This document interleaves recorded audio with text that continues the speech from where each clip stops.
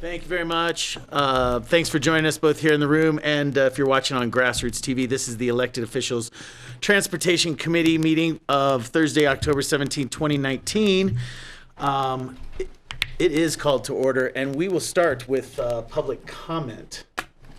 Any members of the public that wish to speak to any items? Public comment already? Yep. I know you're waiting, Tony. 3 minutes for any citizen that cares to address 3 boards. Come on up, Tony. Yeah. Hi, everyone. For the record, my name is Tony Cromer, and I'd like to pass out this newspaper article that Andre Savali from the Aspen Daily News wrote on the airport expansion. And somebody has his eyes awake over here. Uh-oh, he's going to start talking now. A little bit. Thank you. You're welcome. Thank you. Thank you. Great photo. Recycling. Do you have any dead fish? Sharon. This? No, not yet. Well, it's not Rahm Emanuel.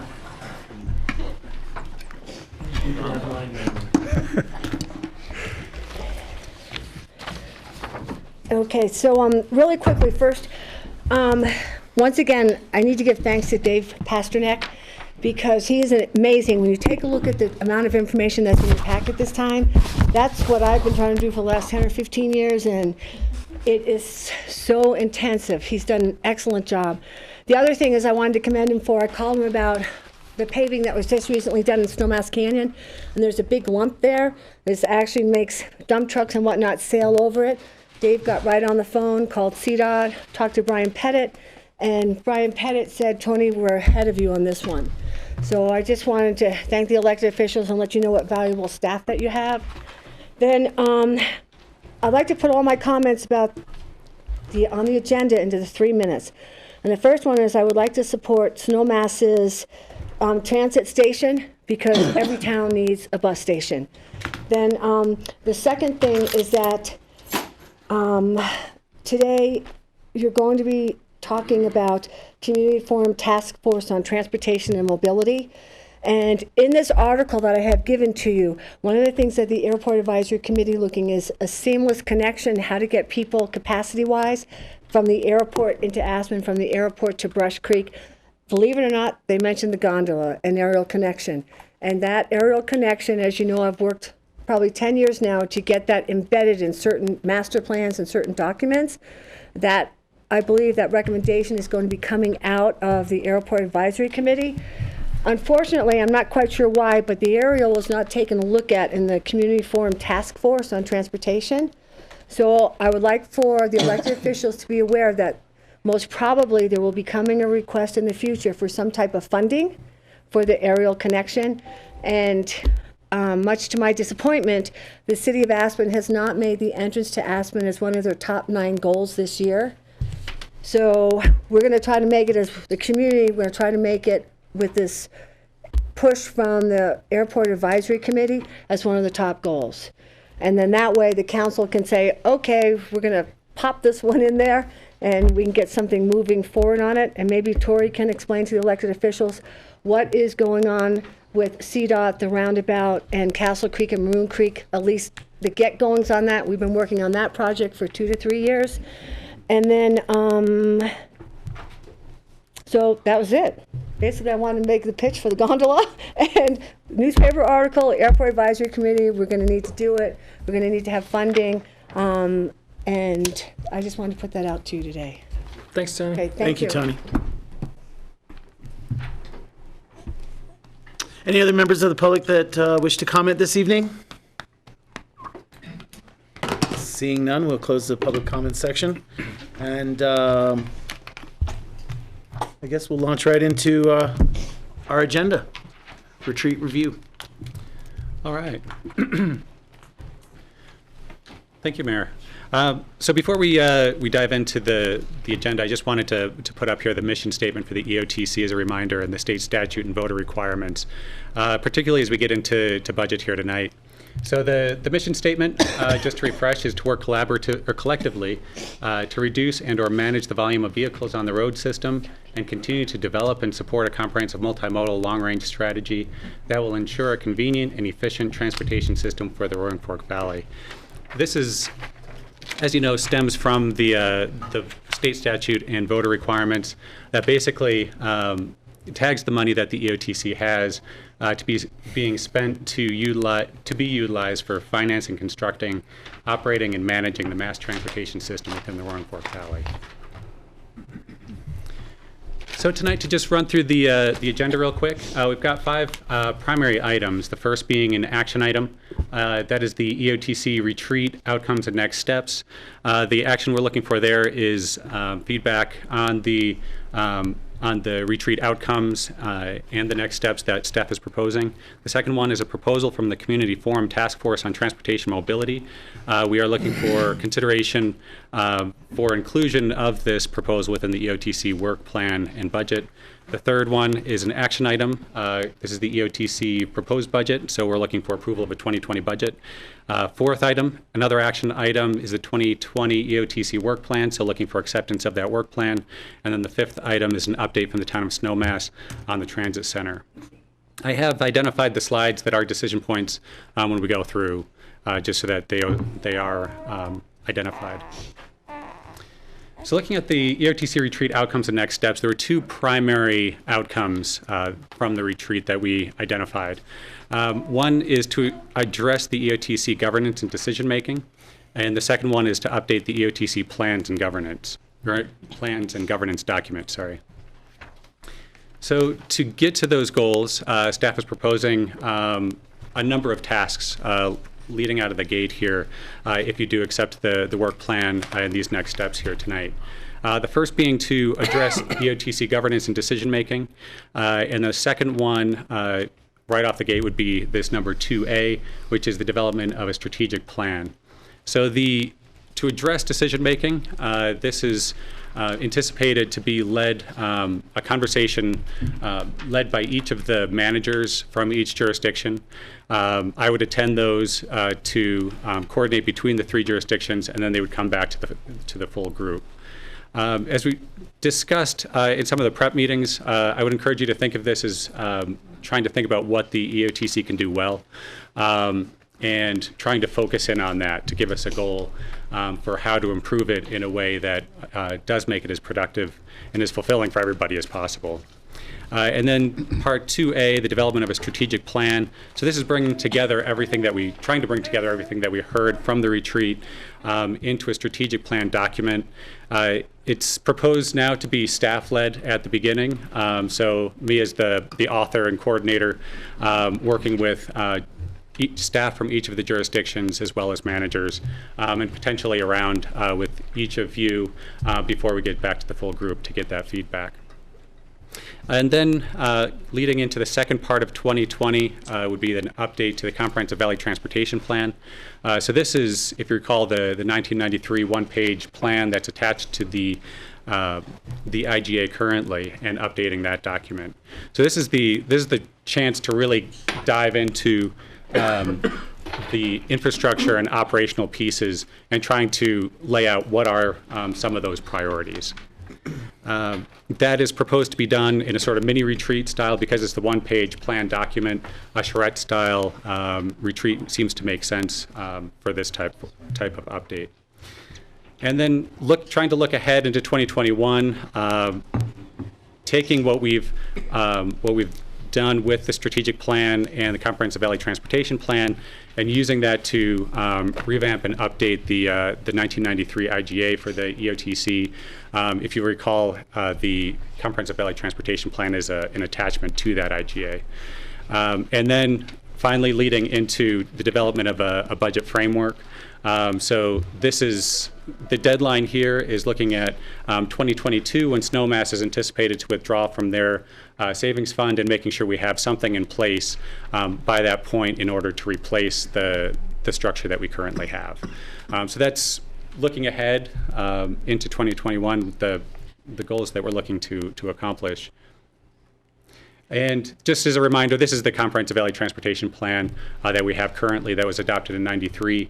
We went over this pretty extensively at the retreat, but this is the document that we'll be looking to dive into. And then this is the decision point page. So the actions that we're looking for is any feedback that you might have on the report that was put together by Stephanie Zaza from the retreat.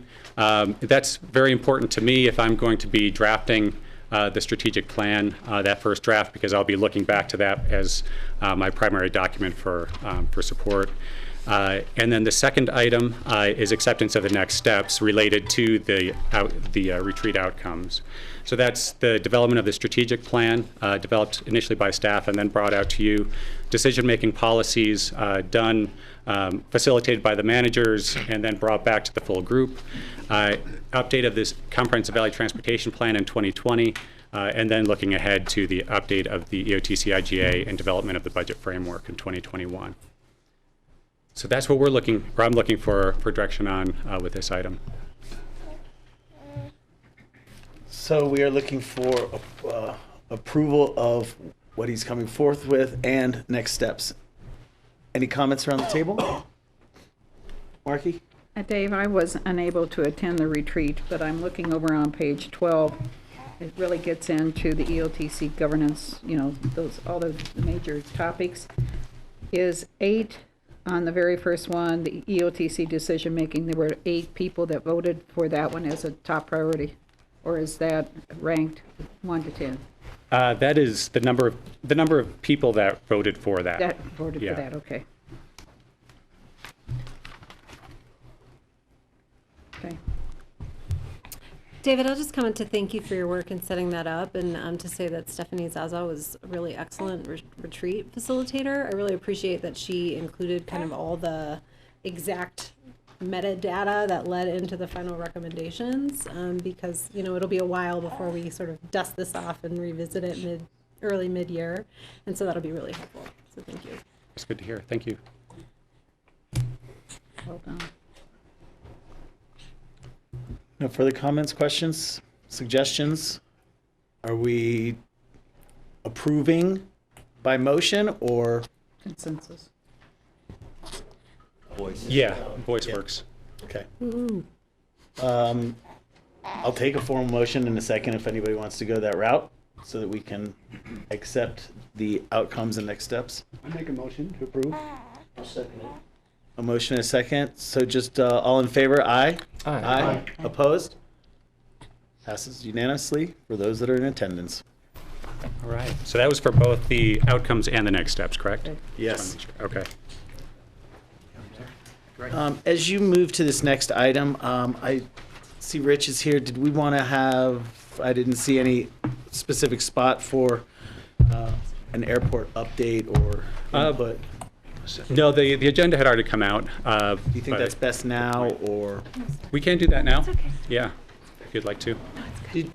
Did you want to, I was just wanting a brief update for members of EOTC on what's being done with the airport committee that is talking about transportation as their focus. Sure, thank you, Mayor. Rich Engelhardt, Deputy County Manager. We're in the process of developing what's we're hoping is going to be a final report out of the task force group, which is called the focus group. And our mission from the visioning committee, which is the overarching committee, is to take a look at the connectivity and transportation side specific to the airport. However, there's a question in there regarding how that relates to down valley and up valley. But our focus really is on the airport. So that draft document right now will be revisited on the 21st, this next week.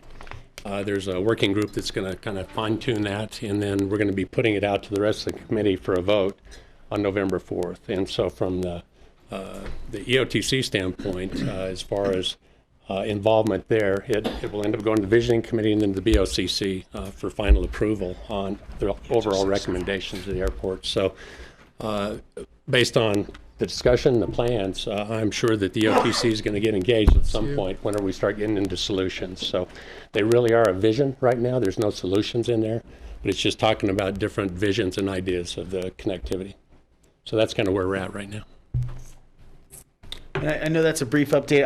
I serve on this committee, and I just wanted to bring it forward because a lot of the conversation that we have is about transit and how it's going to be integrated into the airport development and what we're looking at. So as we move into this next segment with the Community Forum Task Force here, I just wanted to have the awareness be here that there is an actual committee out of the visioning committee that is looking at transit from the airport. Yes. So, any questions? Thanks so much for being here. I do appreciate it. Thanks, Troy. You bet. Thank you. While we're talking about the airport, I'd just like to throw in that with the Airport Vision Committee and the other committees that are working hard on it now, that outcome we can then use to tie into the update to the Comprehensive Valley Transportation Plan. So I do see that that dovetails nicely into the current schedule that we have. That brings us to our next agenda item. Yeah, so this is a request and proposal from the Community Forum Task Force on Transportation Mobility. Just as a reminder before we get into it, just that the funding for this, for the EOTC does need to be spent on financing, constructing, operating, and managing mass transportation systems within the Roaring Fork Valley. So as we do get funding requests in the future, I think it's important to keep that in mind. I do think that this one, in my opinion, does meet that threshold. But I just want to put that out there. And I'll let these gentlemen explain the proposal and request. The action that we're looking for, again, is consideration for inclusion within the work plan and the budget, which we'll be talking about after this item. Gentlemen and Crystal. Ladies, sorry. Hate it. Okay, thank you for allowing us this time on your agenda. Great to see you all. I feel like we're in the kids' table over here. These chairs are very low. We can lower ours or take like a knee or Yeah, right. Well, okay. I'm standing up. Right. Yeah. Bill is standing up. So many of you have heard this before, but we'll just do a quick recap, and there are several task force members in the room here, but we have John Bennett, Michael Kinsley, Bill Kane, and myself, Crystal Logan, representing the task force. So just a quick, brief history. The task force was originally convened by the Aspen Institute with financial support from the town of Snowmass Village, Pitkin County, and the city of Aspen, as well as private donors. Our mission was to create a 2035 vision for innovative transportation and mobility options for our Upper Valley. Our 31 citizens met first in June of 2016 and worked continuously for 15 months to reach their final recommendations. At the end of those 15 months, we submitted our unanimous recommendations to the EOTC at a meeting in this room on September 14th, 2017. And we're here today as a continuation of this work you originally helped start. So just touching on who was on the task force and why this process was unique. We represented community leaders from all sectors. Geographically, our members represented the entire valley, Aspen and Newcastle. Our group included the mayors of Snowmass and Aspen, the chair of the Pitkin County Commissioners, the head of RAFTA, the local head of Parsons Engineering, a senior member of the press, a representative from the skiing company, and many other business and nonprofit leaders. Along the way, we brought in 5 nationally known transportation experts from 4 planning firms around the country who offered their knowledge to inform our thinking. We're going to trade off here, so Kinsley will go into the next segment. Our 3 goals are kind of obvious, and I think obviously also consistent with your mission. First, to improve mobility. Second, to reduce traffic congestion. And third, to reduce carbon footprint. I think one of the really important points to make about the nature of the conversation was that it was never an argument about the personal favorite of anybody in the room, like seems to always happen with all of our arguments about what to do with the entrance and what to do with mobility in general. That didn't happen. Instead, the members genuinely listened to one another and listened very carefully to the 5 experts who not only informed our thinking, but in some cases, like my own, really transformed our thinking. So we reviewed a whole range of mobility options. We brainstormed what the possibilities were, and then we listed all those possibilities and then screened those possibilities down to 5 based on a set of criteria as follows. A solution had to be effective at moving people and reducing travel demand. Be financially viable, number 2. Number 3, carbon emissions reduction. 3, be convenient and comfortable. Important, builds social equity. And lastly, to reflect community core values. Mr. Caden. Good, thank you, Michael.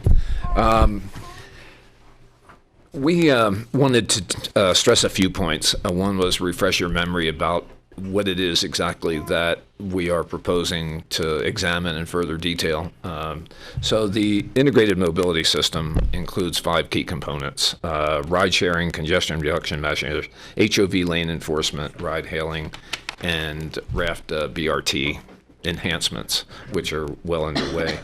As an integrated system, we really wanted to come forward with proposals that were not expensive infrastructure-based ideas. We wanted to really take a look at the world as the way it is and see if there are opportunities to deal with mobility and congestion without coming forward with yet another wildly aspirational series of transportation recommendations that would entail $500 million of capital, or once again go back to voters and propose things that didn't make it 5 times in the past. So I've met that critical threshold. The Aspen Times once said that one of the key measures for being a local was voting 5 times in the entrance to Aspen, and I personally met that standard. So we didn't want to come back with yet another set of unrealistic aspirational things that get beautifully bound and sit on a shelf. We really believe that once implemented, the mobility system will really will complement RAFTA and help overcome historic mobility challenges. We also think that this will add, which is one we didn't underscore earlier, but we are now very much focused on the contribution this will make in reduction of greenhouse gas and carbon footprint, and help us achieve some of those goals. It's interesting how time flies. We were before you almost 2 years ago when we completed our work. We are back now to ask you for a financial contribution to help move forward with a outside consulting transportation engineering effort that would allow us to evaluate our IMS strategies, refine them, identify those that have the greatest promise. We will look also at the possibility of some small pilot programs. And our request really before you today is to retain another set of eyes, and those eyes are from professional transportation consulting engineers that would really help us evaluate the plan a little bit further. So John, I think, is going to wrap up for us. I will. The Fair and Peers study that we're proposing is small. As this slide indicates, it would cost $19,500. RAFTA appears conceptually ready to cover half this cost, so the portion needed from the EOTC would be about $9,700, or a little over $3,000 from each government. We understand that the EOTC is not a contracting entity, but this study could be managed through any one of your governments on behalf of the EOTC, and Dave Pesnicek, we hope, would oversee the work. Of course, if this study is successful, as we hope it will be, and you find the results promising, additional planning would be needed, for example, to design a pilot project to begin experimenting with parts of it. And that would require further funding. We recognize that. So looking down the road, in case further planning is needed, we've identified a total of 5 funding sources that we believe are possible or likely to help with future funding of this work. The first would be CDOT planning grants applied for through a partnership with RAFTA. The second would be RAFTA's own assistance, as they're assisting with this study, we hope. The third would be the Aspen Skiing Company, which has expressed an interest in helping with IMS analysis and study. The fourth would be the Governor's Energy Office through the Governor's Office of Local Affairs. And the fifth, of course, would be the EOTC itself. From what we've learned, we believe that each of these 5 sources is possible, plausible, and accessible, especially pursued by the EOTC in a partnership with RAFTA and hopefully with other jurisdictions as well. By transportation planning standards, what we're requesting today is a modest investment, just over $3,000 per governmental entity. But this could be the first step in making a huge difference for the residents and visitors in this valley.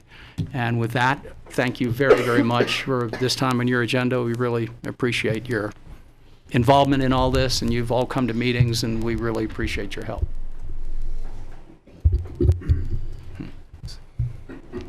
Questions, comments, suggestions? Mr. Newman?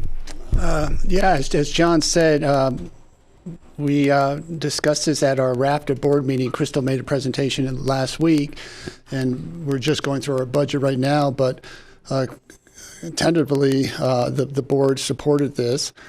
One of my comments were that even though this is stemming from the Upper Valley Mobility Study, as we were looking at RAFTA and our board in terms of the members, I think it's valuable, would have value to be able to utilize for Down Valley, because we know, as bad as we think the entrance to Aspen is, anybody who's trying to get in and out of Glenwood during rush hour or in and out of Carbondale, it's no better. And so I think, to your point, John, in terms of getting other municipalities involved down the road, I think it's very plausible to do that, especially if we're sharing information that those communities can utilize as well.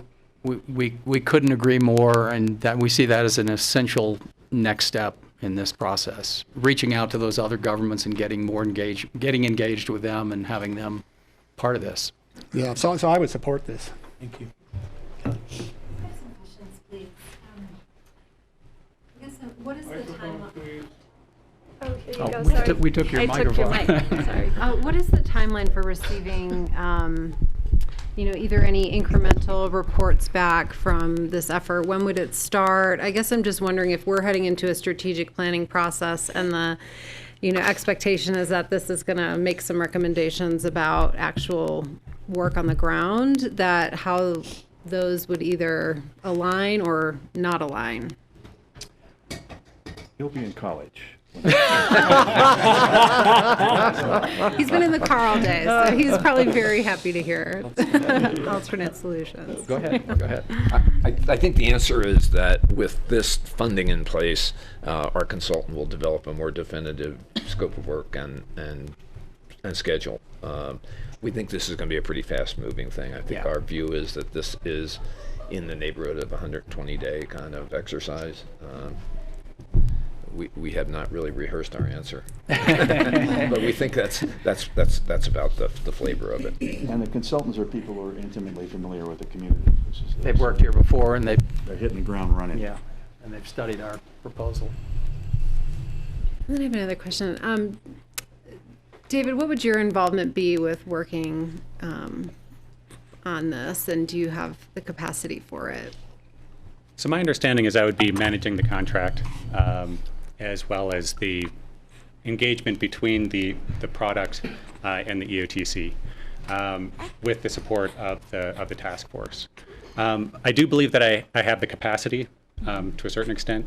I think that the timing, similar to the airport, I think that the timing of this is good as we launch into the transportation plan, hopefully in the summer and fall. So again, it gives us more data to be able to bring into that. Thank you. Marky? Yeah, one of the questions that I would put forth is 1 or 2 years ago, we had the upper mobility study, the one that Parsons did. Is any of that data available to help these guys so we can reduce potential cost or get a leg up and get going on this, or what? I can say that the Upper Valley Mobility Study is still valid enough that there is certainly a lot of carryover. Actually, the BRT enhancement looks like it pulls a lot from the study. So I think that there is some integration there already. Yeah, Will you and- lead that integration, Dave? Would you be leading that part of the integration from Parsons into this and data sharing, data mining, or no? I probably not the data mining. Okay. I leave that to the consultants. But the if they do need access to the studies or Ralph Trapani, I can act as that bridge. Okay. Thank you. Ward and then Tom. Yeah, I think during the process, maybe a year ago, EOTC did not want to fund more AirSage data collection and analysis, but the city of Aspen did. And so I'd like to offer that data analysis for this project. Cool. Maybe another partial response to Marky's point. I think one of the attractive features of having Fair and Peers involved in this is that they did a lot of work over the years in travel demand management. So they did TDM planning extensively for the city of Aspen, and they know our valley pretty well. So they'll have a pretty good head start on this effort. Gentlemen, Michael, you referred back to something about the entrance of Aspen and it didn't come up, and not everybody got heated over it and stuff, but I think the elephant in the room is the entrance to Aspen. And I know Carbondale and Glenwood's got problems too, but I mean, the entrance to Aspen has been the biggest thorn in everybody's side who doesn't live in Aspen.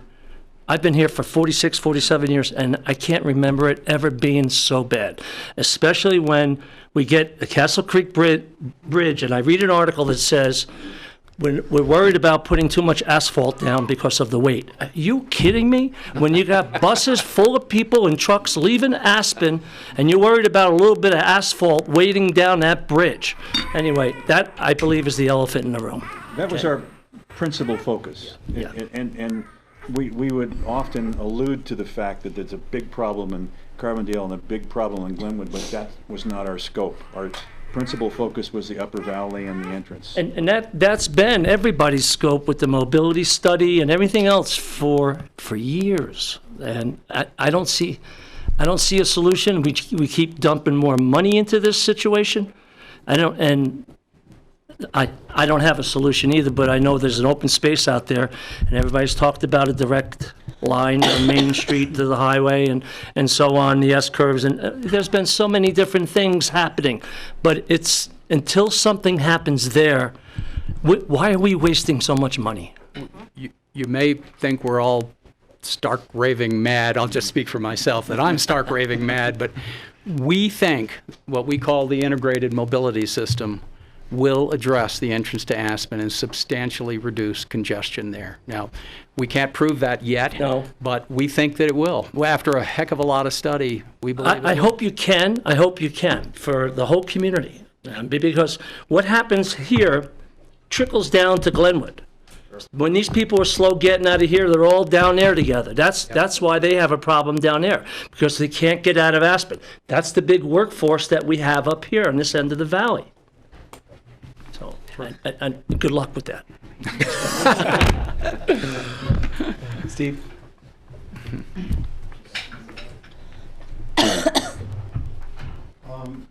I can't agree with you more.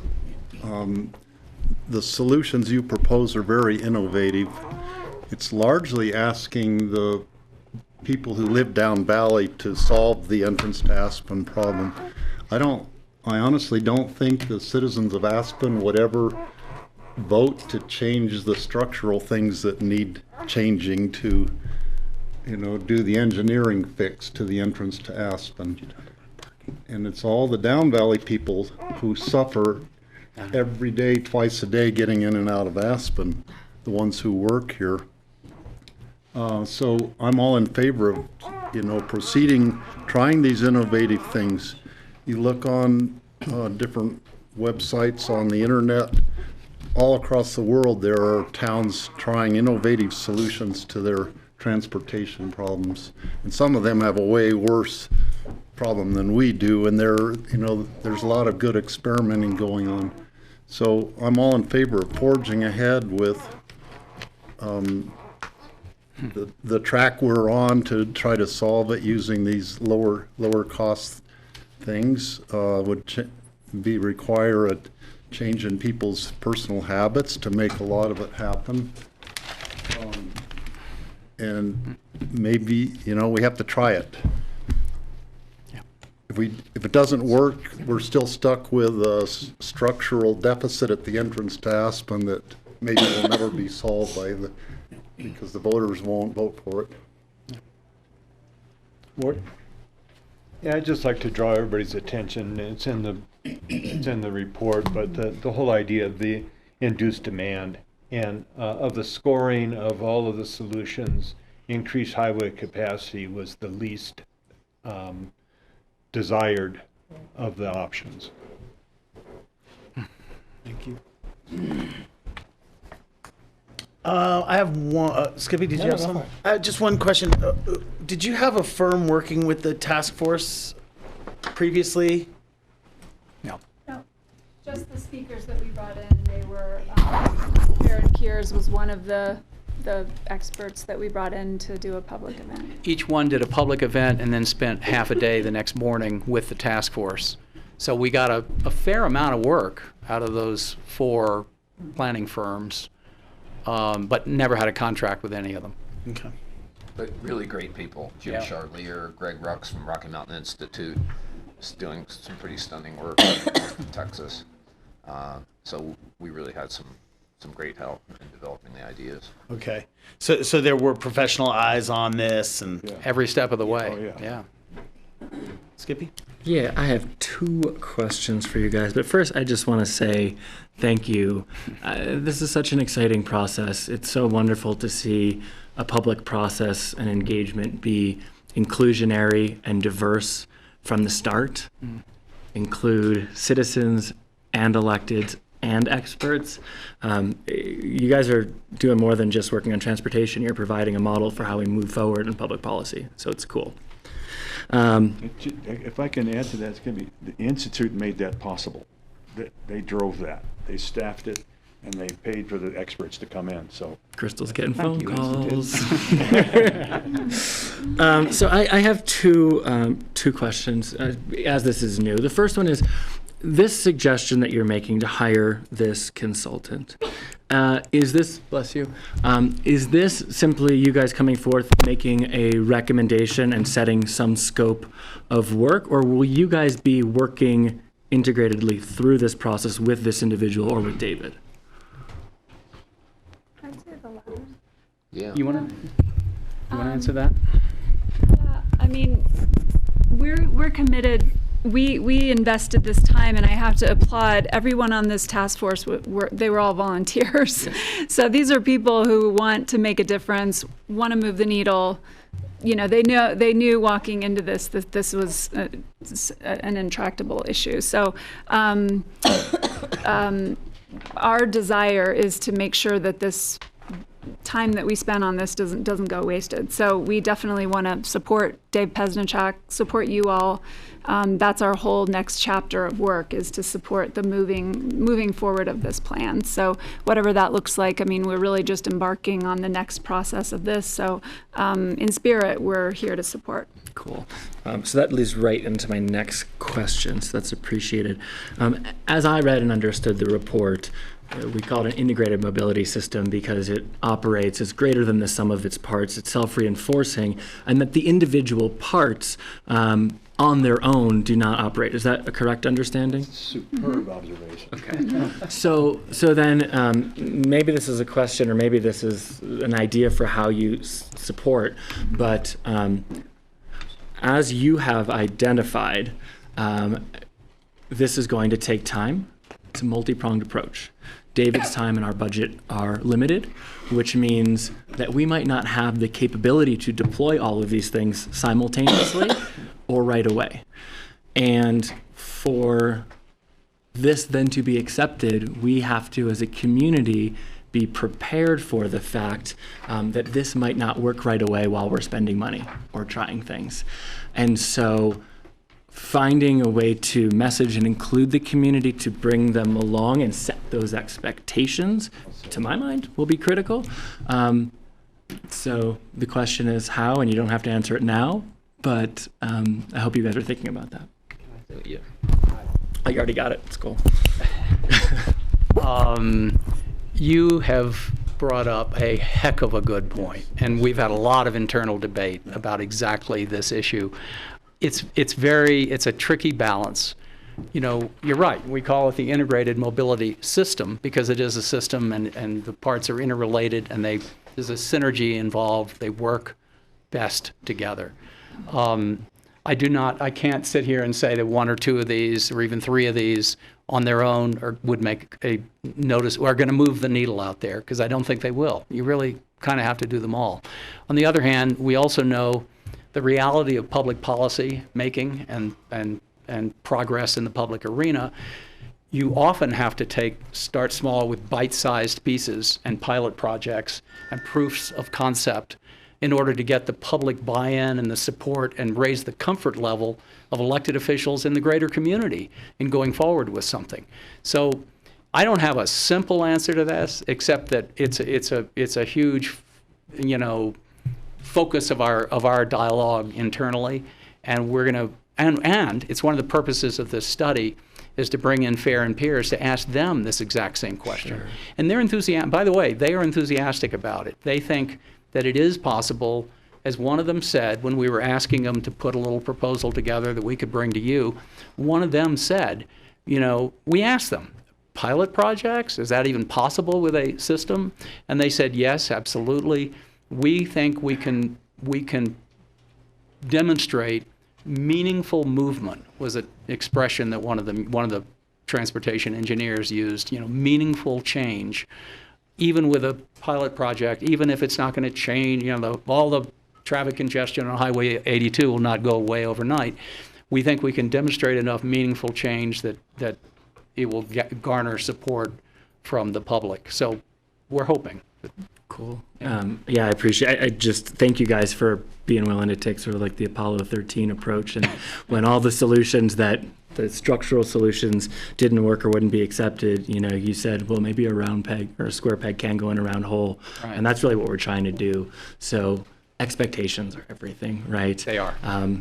If you go out on your first course and you miss your gate and fall and break your leg, you might be done. But if you start at the beginning and you want to be an Olympian and that's where you're going, slow progress is fine and setbacks are fine. So hopefully we're taking that approach. And you mentioned messaging, and it may be, if necessary, that part of the messaging is this didn't come from the government. This came from a group of citizens. Blame them. Smart people. Blame them. Blame them. It's a little cover for you all. All the messaging, but text messaging while driving. Yeah. Thanks, guys. And girl. Thanks. Girls. Ladies. What do you say? There's no further questions, then we can entertain a motion. Or do we need to take this? I would encourage you to hear the presentation on the budget, if that's what you're thinking. Yeah. Before including it in there. Okay. All right. Will do. Thank you then. Thank you very much. Ladies and gentlemen, thank you very much. I neglected to say thank you also. I'm not mad at you, but I appreciate everything you do. Thank you. Yeah, right.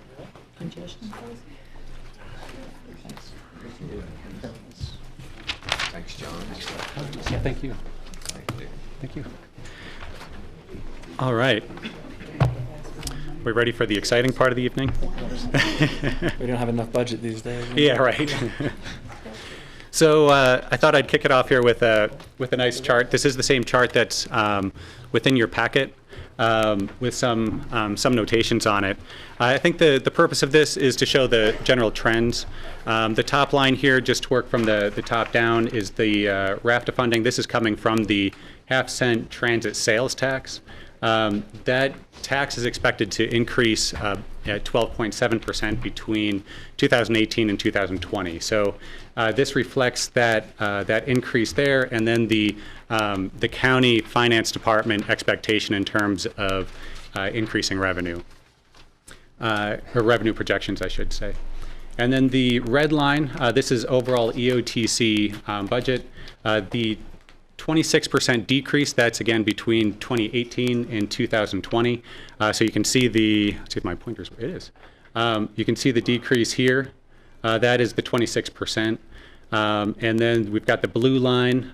This is sales tax, again, increasing at the same rate as RAFTA, but if you recall, EOTC only retains 19%, while RAFTA retains 81% of this tax. So this line climbs slower. And then we've got the use tax, which obviously has been the big question mark right now. We're expecting a 63% decrease in use tax collections between 2018 and 2020. And then the purple line, that's investment income. That's been doing very well, but doesn't impact the budget as much as the sales and use tax revenues. Looking at the numbers behind these, so this is the same data. So we've got 2018 revenue, 2020 revenue. So from the half-cent transit sales tax, RAFTA is getting about $4.59 million in 2018, so that's actual data. And then 2020 is projected to be $5.17 million. So that's a change of, again, the same 12.7%. That equates to about $583,000 increase to RAFTA as a result of the sales and use tax collection changes.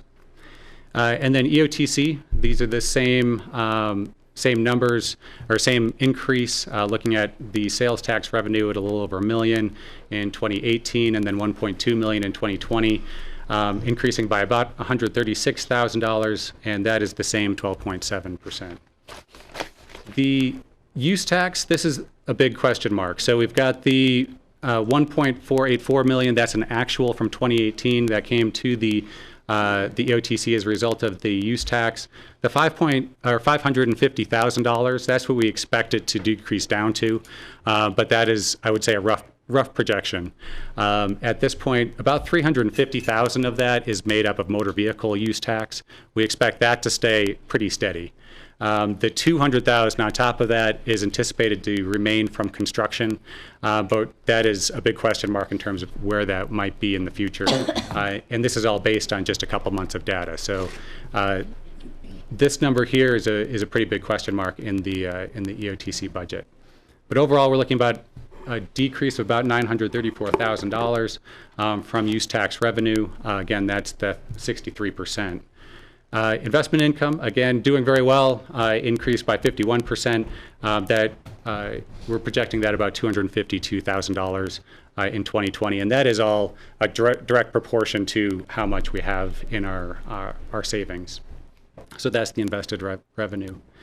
And then EOTC funds, so 2018, actual brought in about $2.7 million. We're expecting that to go down to about $2 million annually, so that's a decrease of about $711,000, 26.1%. Just, you know, I left 2019 off here because the law went into effect mid-year. So when staff learned about this, the sales and use tax collection changes that were coming up, and thinking about how they could impact the EOTC and anticipating that could be pretty significant, as it looks like it will be, I set out a number of goals. So when we're looking at mitigation, what goals are we trying to achieve? And so these are from my thinking. We needed to achieve the Town of Snowmass Village Transit Center obligation, so that's voter obligated out and currently scheduled for 2022 to be allocated out to the Town of Snowmass Village. So we need to meet that obligation. And then we need to maintain existing programs, so we don't want to do a big shock to the system. So maintaining current systems or current programs that we have, including tax collection, insurance, administrative overhead, Brush Creek Park and Ride maintenance, Brush Creek Park and Ride flap grant match, the no fare RAFTA service between Aspen, Woody Creek, and Snowmass, and the Aspen Country Inn taxi program in lieu of the bus stop improvements, and then the regional transportation administrator position, so my position.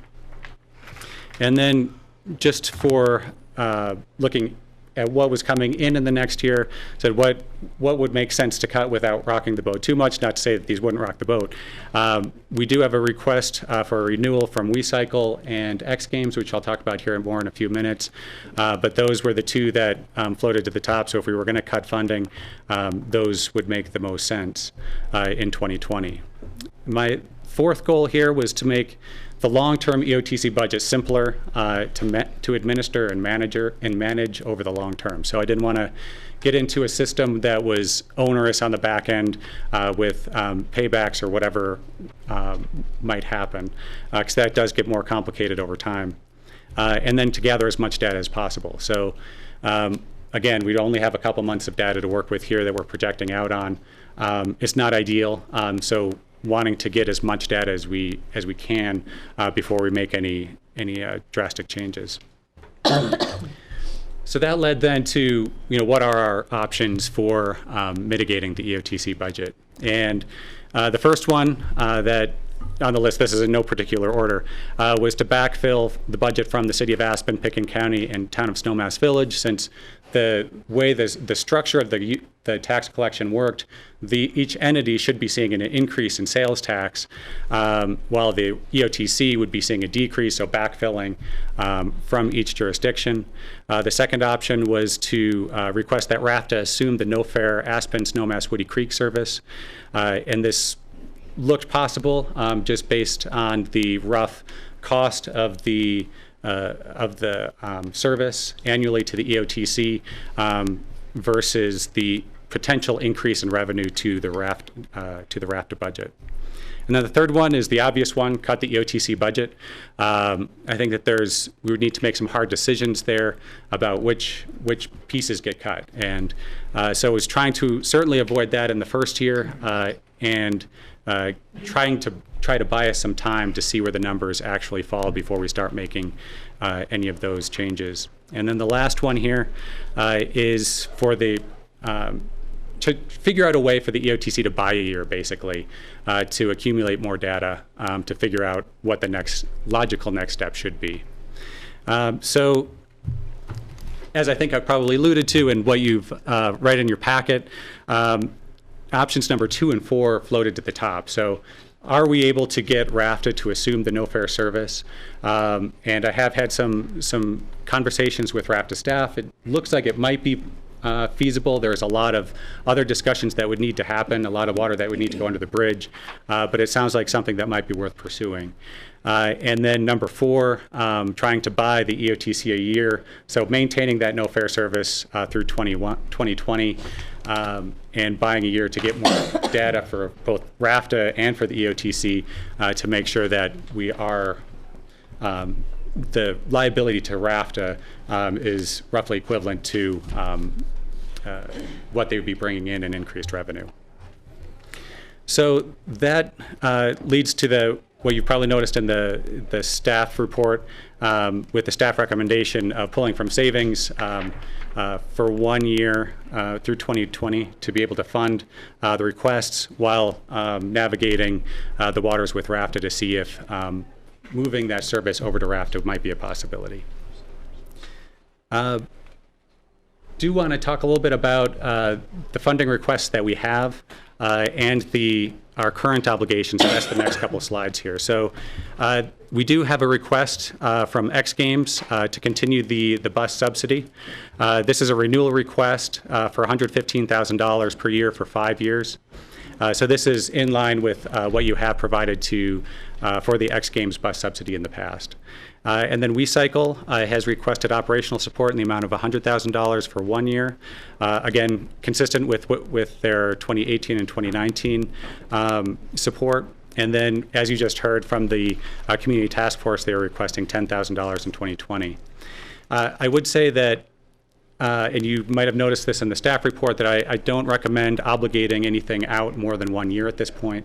If you do decide to go with the staff recommended transition budget because of the potential fluctuation in the numbers. So I did have a conversation with SKICO about their request for 5 years and my recommendation to you to not go more than 1 year at this point. I think that they understood. I'm not sure if they're here to be able to speak to that. Michael's here. Excellent. So that is my recommendation at this point, and coming back to their request for the 2021 budget to see make sure that we can handle that out into the future. But the 5 years does correspond with their contract, or I don't know if it's a contract, but agreement with ESPN to continue X Games for the next 5 years. You also have a line item on there, excuse me, for a mini retreat, professional services, and regional transportation participation. This is in a total amount of $8,000. So this is broken out into $5,000 for the mini retreat and professional services, working toward updating the Comprehensive Valley Transportation Plan. I don't think that we'll need any professional services at this point, but I wanted to have some money there in case we decide that we do need that. And then the other one, the Transportation, Housing, and Land Use Forum with CDOT and regional governments.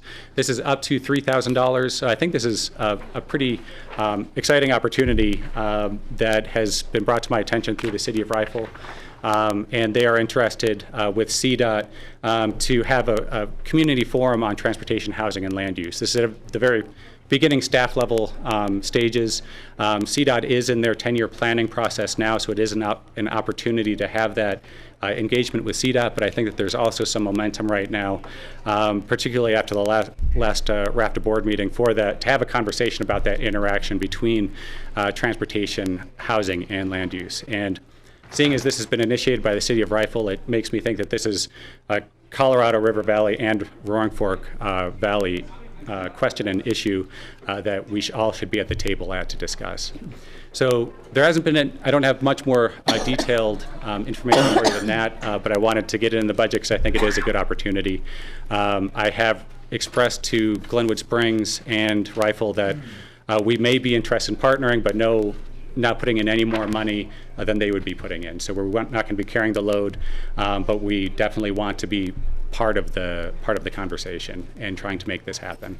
It does sound like CDOT has up to, what I hear about here is $5,000 for professional services for this as well. So this is looking to be a facilitated forum, a professionally facilitated forum. Sorry.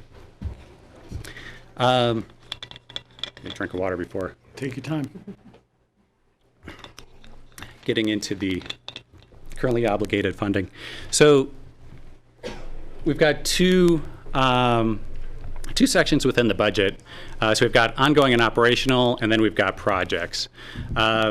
The ongoing and operational, just to run through these, we've got the use tax collection and county overhead. So this is county overhead related to sales and use tax collection, insurance, things like payroll for my position, HR for my position. That kind of overhead is wrapped into that $148,000. We also have administrative and meeting costs. So this is at $12,400. This is to have people like GrassRoots here tonight to film the meetings. There's also costs related to my computer, my cell phone. Those are wrapped into this $12,400. So education, training, conferences is all part of this $12,400. The county. Sorry, I've got a typo in your country. Country in taxi program. That's at $4,000.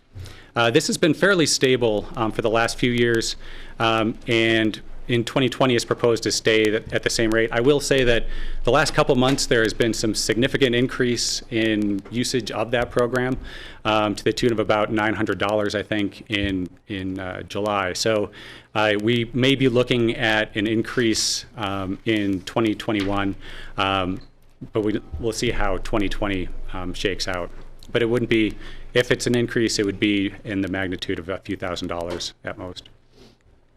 And then we've got the no fare Aspen Snowmass Woody Creek service. This is in the amount of $690,075. As a little background on how this is calculated, this is collected 2 years in arrears. So we're actually paying for 2018 actuals for this service, and it's billed back at 36.7%. So that's estimated to be what's lost to RAFTA in terms of fare collection for that service. So we're essentially reimbursing them for that fare collection 2 years in arrear in actual terms. And then the regional transportation administrator position, so obviously that's me at $140,881. That's not all salary. I don't get that much in a salary. The health insurance and county benefits, which are quite generous, are also wrapped in there. And then 2020 projects. We do have Brush Creek Park and Ride flap match at roughly $2 million. We've got the dynamic message sign in here at $564,000, and then the Snowmass Mall Transit Station at $650,000. So I would, on the transit station, I would add that there's a carryover from 2019 to 2020 in the amount of $300,000, and that this all comes out of the obligation to Snowmass for the transit center. And then you might notice that in 2020, it's an overall deficit year to the amount of about $2.4 million. That is primarily due to the Brush Creek Flap Grant match and the dynamic message sign. So those are the two, I guess, elephants in the room for 2020, and that's why you see that deficit. And then you don't see it again in 2021. So this leads us to what are our options in terms of budget for 2020. There's pretty much two options immediately off the bat. There's maintaining the existing policies, or what I've called the status quo budget. In this budget, in order to meet the obligation to Snowmass by 2022, we're not able to meet all of our current funding obligations. So that would be we either need to cut back on the requests, or we need to cut back on overall operations. And then the other option is to pull some out of savings. We do have about $2.6 million in unobligated EOTC savings for 2020. Pulling out of those savings to cover all of the requests for 2020 while we gather more data and figure out a way to fully mitigate the budget. So the impact of the transition budget, which is the policy deviation budget, that's about $171,000 from EOTC savings, or also known as below the line. If you do move forward with the request to the task force, that's an impact of about $181,000. So that would be subtracted off the roughly $2.6 million. That's an unobligated savings. So I don't want to run through all of the lines on the left here, but I do want to point out that all of the line items here, so this is right from the EOTC budget, and to highlight the differences between the status quo and the transition budget. One being that X Games could be funded in the amount, X Games and Recycle could be funded in the amount of $22,000 each. I just divvied up the $44,000 that we had remaining and split it between the two options that we had at the time, without making a judgment call between the two. So it was done that simply. Again, you'll see in the green lines on your budget, that's where you see the deficit for 2020, and then the impact of about $171,000 to $181,000. So that's simply the difference between the cumulative balance after that point. And then the one, yep. Yeah. I'm a little confused here. Yeah. Because we're looking at the status quo. Mm-hmm. So the status quo, in my mind, would be that X Games would continue receiving $115,000, and Recycle would continue receiving $100,000. Right. So this is the status quo in terms of your policies and how your savings are allocated, not in terms of status quo of where the money goes above the line. So you have a policy now to divide savings a certain percentage to this Snowmass Transit Center, and that's what we're playing with, is how much, trying to backfill that transit center account so that they are still in a good position by 2022, which is still their anticipated withdrawal date. Okay, thanks. So that's actually what you'll see here. This one-year policy deviation shows up in this line. So this 25% to Snowmass Village, and then this is the primary difference that makes it possible to fund the above-the-line items in 2020. And it does, both options do allow for the transit center to be fully funded in 2022. I only harp on the transit center because that is kind of our obligation out your threshold that we need to meet at this point. So coming to the final slide, So this is the decision point slide. Just as a brief overview, while you discuss, we are looking at 26% decrease in overall EOTC funding. That equates to about $711,000 annually. And I do have the 2.6 net fund balance for 2020. So that's your fund balance minus the 6.2 million to Snowmass. So this is only for the year 2020, and looking at that in isolation. The staff recommendation then is to adopt the transition budget to allow all the above the line items to be fully funded, give us time to gather more data, give me a chance, or with your direction, to pursue possibly transitioning the no fare service from the EOTC to RAFTA, and working toward the goal budget that is in your packet. I would say that from what I've experienced working here up to date, it seems like the no fare service is something that everyone wants to continue. And it seemed possibly even the least flexible of some of the options on the table. So by moving it over to RAFTA, in my mind, we're also institutionalizing that service. So when there's bus service in the Upper Valley, that is no fare service. So really taking it more from, I don't want to say EOTC is experimental, but it's not in RAFTA's budget on the annual basis, and moving it over there, I think, makes it just the way it is in the Upper Valley. And then the other item that I would looking for direction on is direction from you to pursue this with RAFTA further than beyond the staff level. So I'm not interested in going before the board per se without your direction. So that's everything I've got on the budget. And you're all still awake, which is great. David, that was well done. Yeah. Very well done. Immediate questions? Marky? One of the options that we did not discuss, or I didn't see, and maybe I missed it, was a ballot initiative associated with that half-cent. I don't know if there's an appetite at all in the community to go for a tax initiative, given the fact that we just did 7A with RAFTA, and that was a tough, tons of work, right, George? Yeah, I won't be working on the next one here. I think it would be difficult, but I did want to put that out there. That could be another option. I guess I should have put that on the list. It was discussed from the perspective of both a tax initiative and potentially altering the 81-19% that goes between RAFTA and the EOTC. Both of those would require going to the voters. Right. The thinking was that we wouldn't be able to accomplish that in just 2020. So that wouldn't be ready for the 2021 budget. But you're right, that is technically on the table, yeah. That would be November 2020 would be when it could be put before the voters? Yes. It could be, yeah. I guess my question is, can we all come to agreement and get it ready for that in time? And it's definitely an battle to go that direction.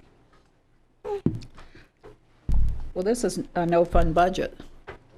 I apologize for that. It's trade-offs. It is, yeah. We cannot continue down the path of deficits. Snowmass, as you all know, we're going to pull out our money for the transit center. There's no money left for Snowmass unless we figure out some other funding mechanism. This whole notion of these bank accounts has frustrated me for the last 6 years, no more than that, 12 years now, because it doesn't make sense if we're supposed to be all working together. So I really think that we need to reduce the funding for X Games, and it hurts me to say that, but I think we do it only for 1 year, see where we are when we get this done. And for WeCycle, one of my favorite projects, I think we should look on the communities to help fund that. Communities that are served by WeCycle. That's me. I'm just putting it out there. Well, thank you for putting that out there. I'm putting it out there, Tord. You groundbreaking for sure. I appreciate it. If you'd like to agree with her, that'd be awesome. Well, I would agree with Marky that, we're facing a deficit let's not wait a year to address it. Right. That would be a way to start addressing it right now, to some cuts in our budget and look for other funding for both the X Games and for WeCycle. In terms of the loss of the use tax, the change of the use tax and sales tax on a state level, it's a problem the state created for EOTC. I wonder how many other entities in the state are also affected by that. There could be dozens of other entities that are trying to, scratching their heads trying to figure out what to do. Good question. There perhaps is a legislative fix to that problem for many entities across the state, and I think we should investigate that possibility too. My understanding is that there's not, you want to? Yeah. Okay. No, if you got it, you. I was just going to say that it's my understanding that we're in a pretty unique situation, actually, because most jurisdictions have sales and use taxes that are at the same rate. David's exactly right, and they tend to flow into the same sources, same funds. And so in this case, we had use tax that was at a different rate flowing into a special revenue fund. So we will be one of the only communities with this unique circumstance from this change of state law, because as you saw, the use tax, which was in most communities is charged at the same rate as sales tax, would have just been collected in sales tax in the same fund. So that's how most communities have it organized, but as we are wont to do, we did it different. So, George and then Kelly. So I'm going to support the transitional budget. We have a fund balance that we've, in the past, we've all had to tap into, certainly during the Great Recession, to sort of get us through those crucial years. We've got a fairly healthy fund balance to get through this transition for the next year. I can't. In terms of WeCycle, communities are already supporting WeCycle. City of Aspen, I don't know how much you're supporting it. $145,000. It's in the Snowmass budget. So Snowmass hopefully will get a WeCycle. Yep. That's in our budget. And that's where those monies will go. So why would we cut a very successful program when everything we're trying to do is address the first and last mile?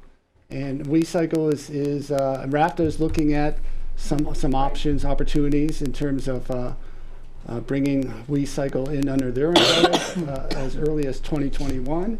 So it's really just this transition period. The X Games, it's not that I'm such a great fan of the X Games, but it's definitely an economic boost for our community when we look at sales tax numbers. And so I think, again, as a transition period, we should continue to do that. I think that the best idea that we have in terms of addressing our ongoing deficit is to look at the differences that we're losing between use tax and what RAFTA is gaining in sales tax. And if that could be covered by RAFTA, then it makes sense for RAFTA to take that over. If there's a gap in between there, then the EOTC may still have to think about looking at that gap. But we'd have a year to look at this moving forward. George, it might be an interesting point of information if we see what's happening with the sales and use tax. I would anticipate the municipalities who sit here are also getting a positive number as a result of this change. That's my thinking.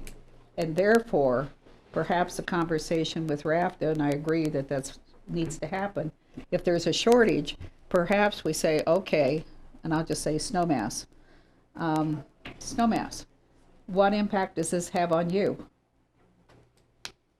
Just lay it. And maybe some of that money could come from each one of those municipalities, whether it be Pitkin County or whether it be Snowmass or Aspen. Do you know what your number is? I don't. Well, I know what we were given, and our number for sales tax is showing a 2% decrease. Yeah, I saw that today at the public health budget. So I don't know what it is for everybody. I mean, it's, I would say that's very conservative, and I was thinking maybe flat, but so we're showing a decrease for the first time. We're at 2. I was incorrect. 2. 1.8. I think we all just need to roll up our sleeves and figure it out. Yeah. But again, I think we've got a fund balance. It's there for sort of this is sort of a rainy day for 1 year. You know, if you cut WeCycle and cut X Games, you're not really saving a tremendous amount. That's true. You know, so I mean, I'm not saying you're nickel or diming it, but over the overall budget, for 1 year, you're not gaining that much. I'll go where you're going. I'm just looking at the staff report and recommendations. Yeah. And Kelly? I have a couple of questions to help me clarify some things. So I'll just ask all my questions and you can pick the order you want to answer them in. So if RAFTA absorbs the no fare service, do we still have a deficit? And then you said with looking at either the status quo budget or the transition budget, the share to snowmass savings equals out by 2022, and if you could help illustrate that for me. And then what happens if we don't fund X Games service? So, see, remind me your first question again. Okay, if RAFTA takes over the no fare service, do we still have a deficit? In 2020, we do. So 2020 is going to have a deficit no matter what, because we're simply with the $2 million match for Brush Creek, and then the $560,000 for the dynamic message sign. We're not bringing in that much money in 2020 to not have a deficit. But we come out of deficit in 2021, whether it's status quo or the transition budget. The transition budget simply, if we can move that expense over to RAFTA in 2021, we can then grow faster than we could if we don't. And essentially, I think the policy deviation is kind of hard to explain, especially since we do have a deficit year in 2020. But essentially, the policies say that 25% has to go of all annual surpluses or deficits is taken from the snowmass fund, and the remainder either goes to or is withdrawn from the Aspen fund. So by reducing that amount from 25% to 20%, that simple change in 2020 equals out so that we have enough money in the snowmass fund by 2022 to cover that expense. And so do those proportions change again in 2021 to make up for that? They go back to the same 25%. So the only change is in 2020. I see.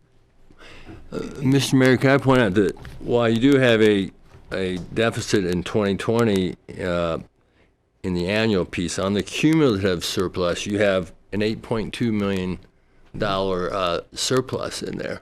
So while the annual piece fluctuates, you still have a very positive fund balance in there on a cumulative basis. You do. I would say that you do have to subtract out the $6.2 million from that for snowmass before you get to the unobligated portion of your cumulative savings. I'm sure this has been discussed with snowmass and maybe the EOTC, but is it feasible, realistic to think about any bonding to do that project? And that would spread out. I would look to my town manager. I don't think we've had that conversation. I mean, the short answer is if you take staff's recommendation as the transition budget and take this approach, we bought ourselves a year to get that answer. We haven't anticipated it yet. We don't think we need to because we're hoping they're going to take staff's recommendation. Then between grant funds, EOTC money, our money, RAFTA money, we think we've got enough dollars to do it. Bill? Yeah, it was my understanding that 7A was going to cover the no fare service between Aspen and Sunrise. I guess that was kind of a leap of faith. The 7A covered the base cost of the BRT connecting service. So we're actually in 2021 we'll if we maintain, EOTC continues to pay for the no-fare service, we'll see a pretty good jump in the cost of the no-fare service in 2021 because we'll be covering the no-fare cost of the BRT connecting service that 7A is now paying the base service of, if that makes any sense. So this is kind of a complicated back equation, I guess, that goes on behind the no-fare service. Right, okay. So it does make sense. I guess the other piece of that with the Snowmass Transit Center is that the budget was set, I guess it was 12 years ago for that $6 million. I don't know how construction costs were anticipated, but I think that the EOTC should probably anticipate Snowmass coming back for an additional ask because that transportation center is going to come in above what we were anticipating that cost to be. I'd just like to, my recommendation, what you saw in the presentation was talking about cuts to renewal requests or new requests. I don't want to leave off the table that ongoing obligations are within your purview as well. I just didn't take the liberty to start cutting ongoing obligations. So, my position, for instance, is an ongoing obligation. And I don't want you to think that that is not on the table here tonight. We'll keep you. Well, I'm not cheap. I can't speak for that. Are doing great. Dave, one of the, and I see Dan Blankenship sitting back there. Mm-hmm. Sitting on the RAFTA board for a number of years. If we were to move the no-fare service into consideration for RAFTA funding, it would require a board decision to say yes. Correct, Dan? Yes. Nice. Those conversations could be somewhat challenging. Yes. Yeah. Well, Markey, I think there's 3 votes probably in favor of doing that, sitting at this table. Yeah. And as you know, it takes 6 votes in order to pass any resolution of the board because we have that supermajority voting requirement. That is why, I agree with David that this kind of transition year is important because to have that discussion with the board right now without any data to really be able to ferret out what the reasons behind sales tax increases are and what the actual reduction in the use tax is, I think would be premature. It'd be a little bit tough sell to go in there and say, we're going to pick up $695,000 or whatever that number was, without really having a better handle on what the trade-offs are.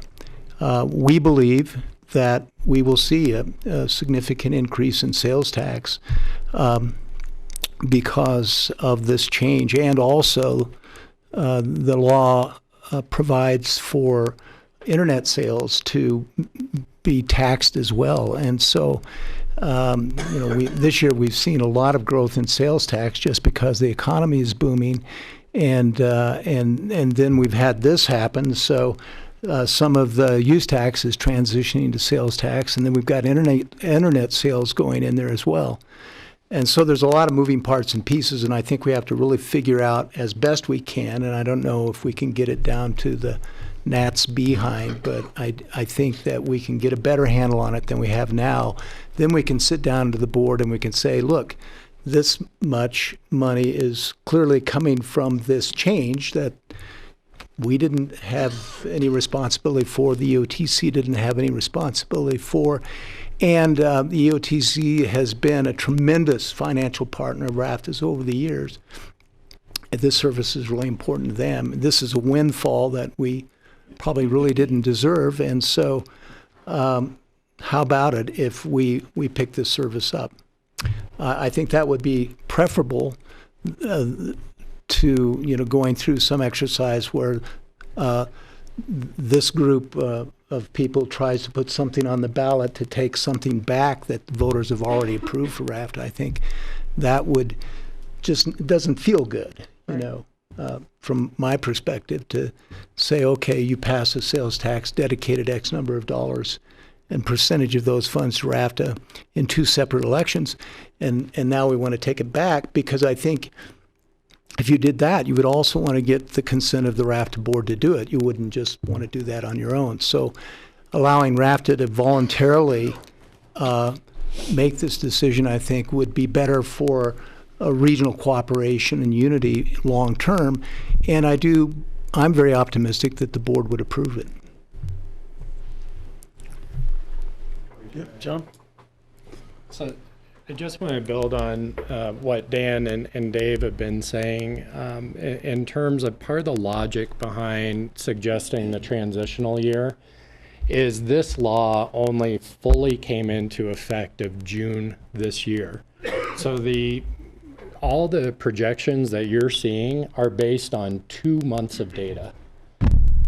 There are a lot of factors that can be affecting the collections on both sides right now, and so it from staff's perspective, it made sense to get a longer run or closer to a full year run, so we had more certainty about what the actual impact was on sales tax. County's estimates may be too conservative, may not be conservative enough. The amount of construction materials that are purchased and delivered, or the ratio of internet sales, are all really elastic factors. And so in order to give both all 3 boards and councils that are represented here in the EOTC, as well as the RAFTA board, as good information as possible, having that additional time to really have good data, and as Dan said, develop partnerships that we can more accurately project was part of the I think, base logic behind the transition recommendation of staff. So I wasn't sure that timeline was clear. Thank you. I move that we adopt the transition budget. I second it. Any other further discussion, Ward? The other part of the discussion is that we still have perhaps a supplemental request that came before us earlier. And I don't know, we would need to include that if we wanted to accept that. And I would include that. It's the old saying, in for a penny, in for a pound. We've started this process. We've committed a tremendous amount of dollars through the Upper Valley Mobility Study, and we should see where that leads us if we have any chance of success in terms of trying to address our congestion through a system that is perhaps financially feasible and politically acceptable. I thought we might do each one of those one at a time after the transition budget vote. That's fine. So I won't add that at this point then. I do think that the budget is presented with or without, so I think a motion could include it. It could. There was a budget scenario that was emailed out to you that does include the $10,000. Oh, that's in but I would like, whether it's in one motion or two, just specifically identifying whether that is in or out, I think would be very good. Cool. Ward? Yeah, you'll have to forgive me, between City of Aspen's budget cycle, CoR's budget cycle, Raptor's budget cycle, and EOTC's budget cycle. I just want to be clear on this, that the transitional budget is taken from lockbox savings of the City of Aspen and Pickens County because Snowmass is zeroing theirs out. Is that correct? Essentially, we have in the budget now for Snowmass to zero out in 2022. And we need to make sure, in order to meet that obligation, that they have that much money in there by 2022 in order to zero that out, and we can meet our obligation.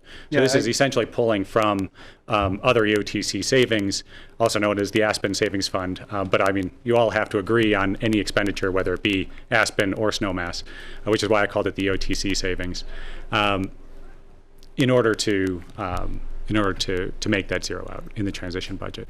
Yeah, I think Snowmass has been hoarding their money for this transit center, and I think it would be unfair to not allow them to complete their transit center, or have this impacted. I'd like to see any windfall increase in sales tax in excess of decrease in use tax to RAFTA to go towards the funding of the fare-free Aspen, Woody Creek snowmass shuttles that we've been discussing. But I, and hate to see money coming out of savings, but I will support the transitional budget. Kelly and then Steve. Just for additional discussion, the transitional budget is for 1 year allocations for SKICO and WeCycle, correct? And then do we need to amend the motion to include $10,000 for the mobility report? Either or. Yes, we can include it in this motion and cover both with one, or we could reaffirm it with a separate motion. Well, Margie made the motion, so it's up to. No, I wanted to do each one separately. Yeah, I'm comfortable with that. That's the motion I second, so. So we will do those in separate motions. So I can go along with this, doing the 1 year thing. I think you made a compelling argument. We don't know what the actual figures are going to be. I would urge all three of our entities to, when we do get the figures next year on what was the loss, how much of the use tax that would have gone to EOTC is now going to each of our three entities. And we should all seriously consider, since we're unique, maybe we need to take that sales tax money and give it to EOTC to backfill what was lost from the use tax. That's one way to make up the deficit. And we don't really know until we get a full year's data on that, but I think we should all consider that. It's a kind of a windfall to us in the sales tax department. And let's go spend it on all this cool stuff, but maybe we should all spend it on our EOTC obligations. Is it appropriate for this board to request RAF to do that as well, or hold it? Well, you can request anything you want. I don't have any interaction with RAFTA, so I would pose that without.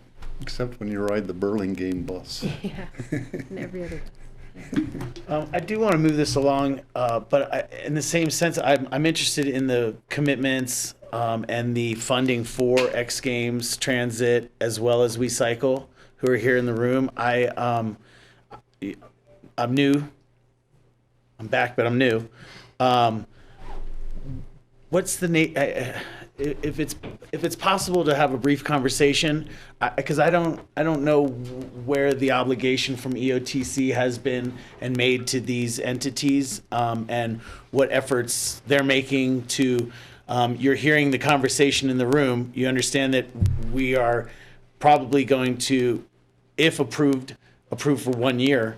But you're not hearing many solutions up here for ongoing. So I'm just wondering about your requests, staying stagnant 5 years, looking at 115. Is it possible to get a little information from you about your anticipated ongoing need for this funding from this body? Not listening to the next presentation.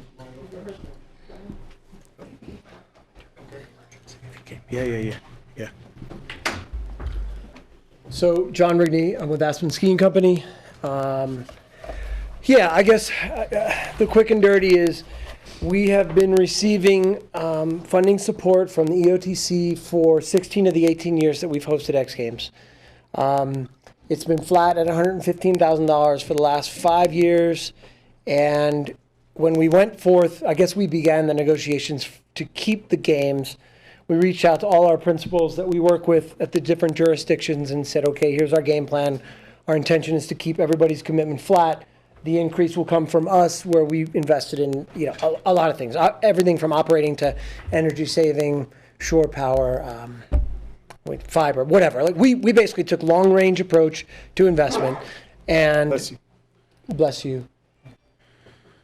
Do I anticipate our need? No, I mean, unless there's a dramatic change in the spectators that come out to the event, I don't see a big change. I think like our brand is on display. These are our guests. It's for us, for Aspen Skiing Company, a business unit, it's a long-term play, right? Our reward is not now, it's getting the next generation to call this valley, vacation of choice down the road.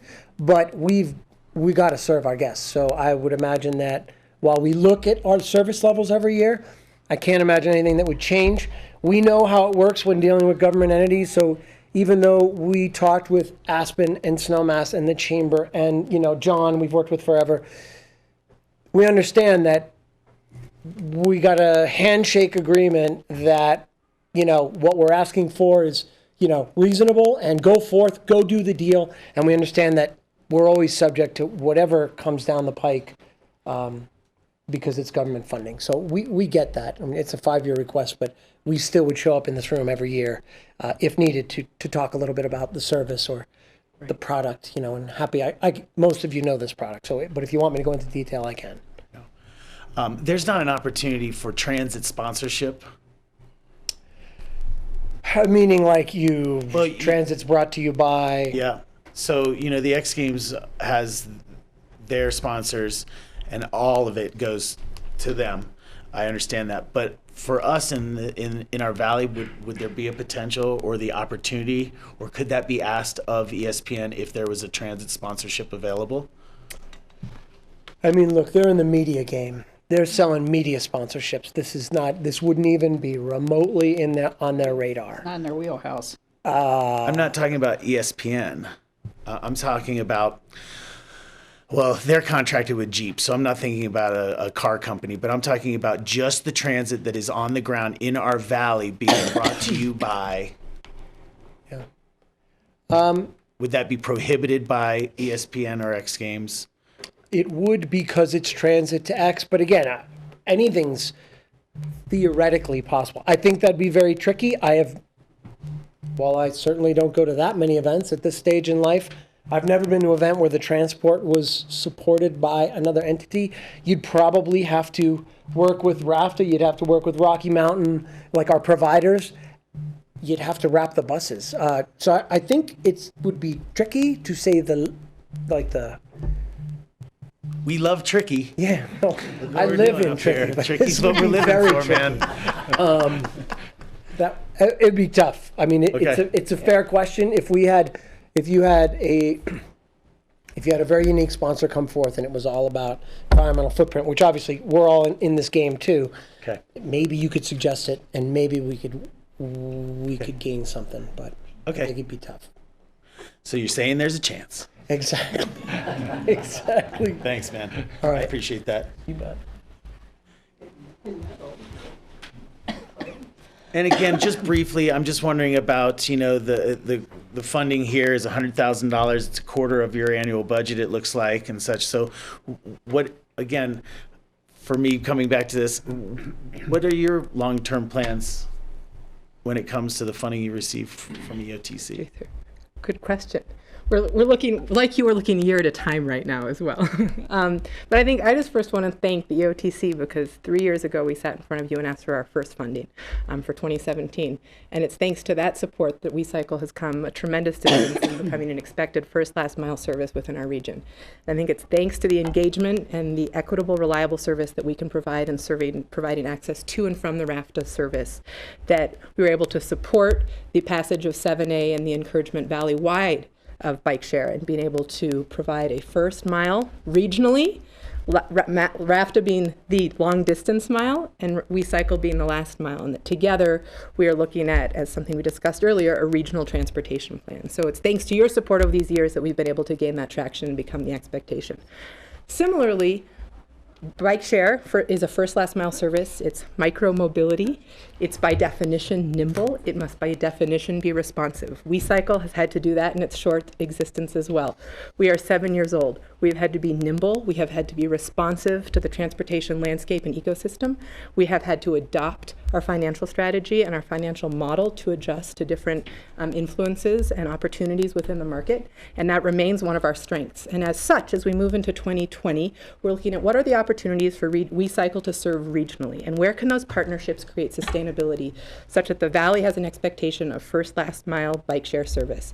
And so we're working very closely with RAFTA on what that might look like such that we can have the stability to provide those services. We are a small organization of which several of my colleagues are here today, and for us to be able to grow on a regional level will require an increase in capacity.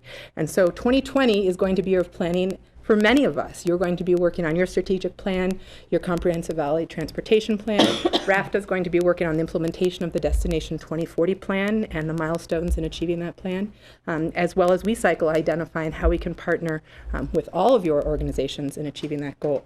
So we're very supportive of a one-year plan and think that within the next 6 to 9 months we're going to have a much better idea of where our services can be sustainable and how we can move forward with providing this service on a long-term basis. Thank you very much. Thank you. Steve has a question. Yeah, Mirta, you're planning on a 2021 rollout in WeCycle service in Carbondale. Now, if you put it in tomorrow, you'd have a customer using it right away because when I arrive in Carbondale, I'm on foot usually because I ride the RAFTA bus there, and I'd use WeCycle immediately. But how are you going to pay for the rollout in Carbondale and in Glenwood Springs when you do the systems there?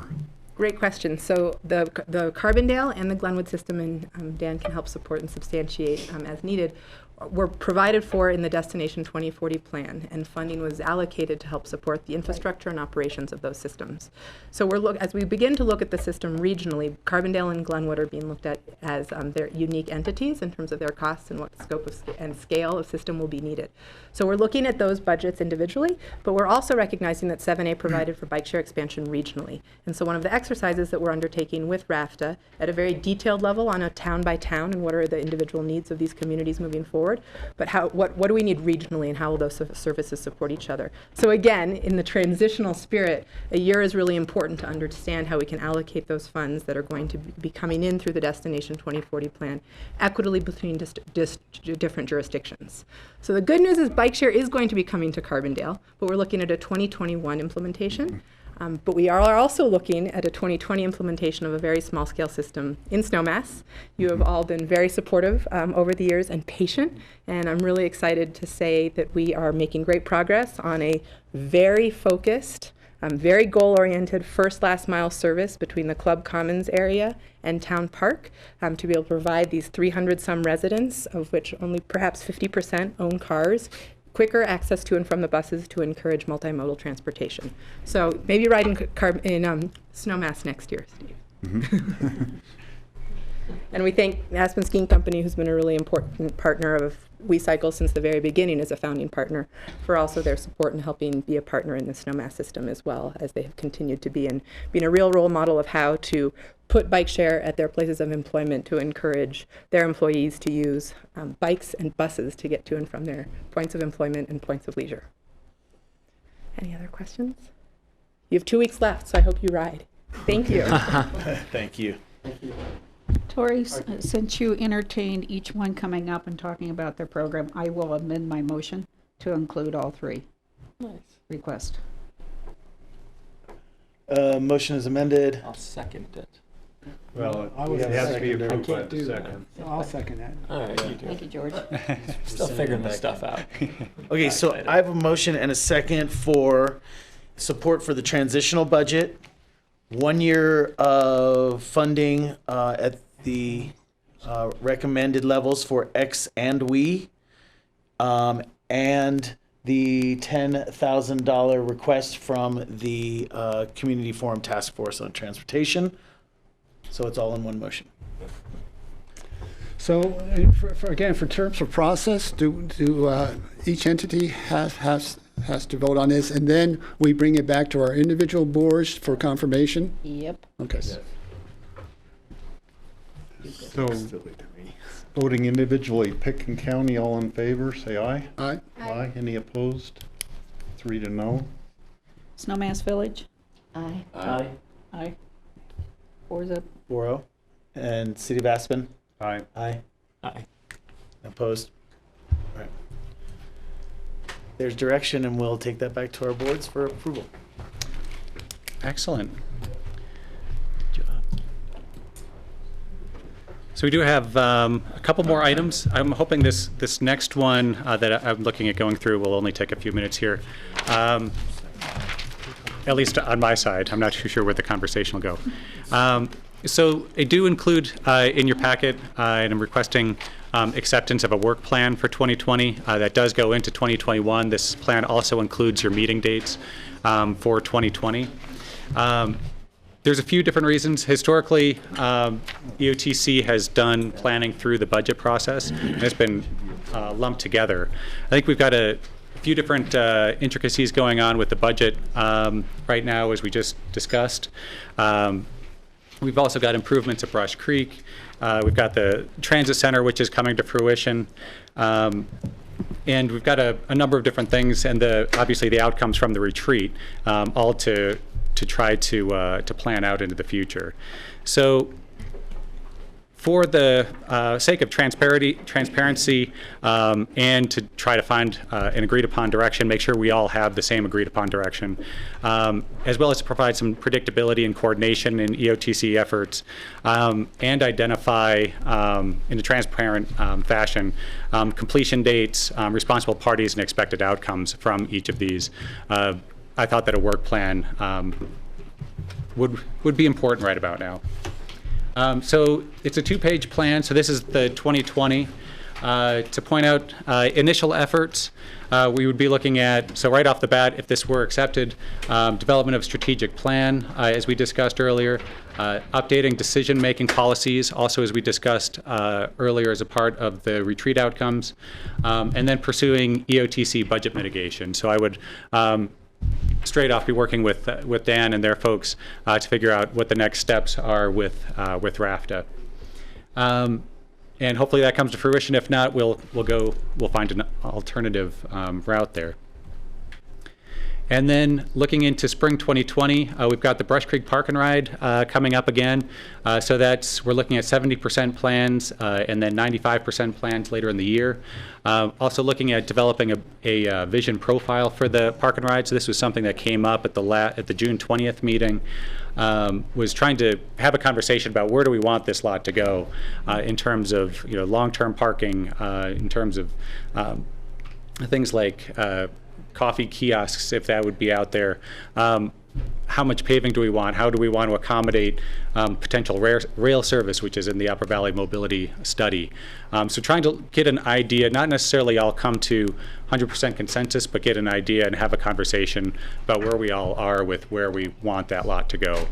And then that can play into, I do need to develop an operations plan for the Park and Ride, especially as we have restrooms coming online out there. And updating cost analysis. So we are expecting a pretty significant maintenance cost increase, especially when the restrooms come online, potentially getting up into the $100,000 a year range once those are in place. So those are things that we need to work out over the next year as we continue with this planning. And then we've got the dynamic message sign that also would need an operations plan and maintenance plan. So those are the spring 2020. So once I first launch into the budget mitigation, decision-making policies, and strategic plan. Once hopefully those calm down in terms of my time frame in the spring, I can then move into Brush Creek and the dynamic message sign. And then looking at the summer 2020, that's where we would get into updating the Comprehensive Valley Transportation Plan and doing some sort of mini retreat, if you will. And we would need to discuss a date for that later in the year. I think that would depend on our progress that we make with the strategic plan. And then 2021, so this is kind of looking in the out years, getting into some of the same items we talked about before in terms of updating the IGA, the EOTC IGA, finalizing the Comprehensive Valley Transportation Plan and Strategic Plan if that's necessary, as well as really getting into the budget framework and establishing where we want to go in terms of a next step. And so utilizing all of the strategic plan, policy discussions that we had in 2020 and carrying that over to what does that mean to the budget, and how do we want to use that to help filter or inform our decisions in terms of budget requests that come before the committee in the future. And then down at the bottom, so this is just snapshotted from the page, are the meeting dates. I did blow those up so we could actually see them. So right now, we're looking at a March 20th meeting being the next meeting, so that would be focused on strategic plan.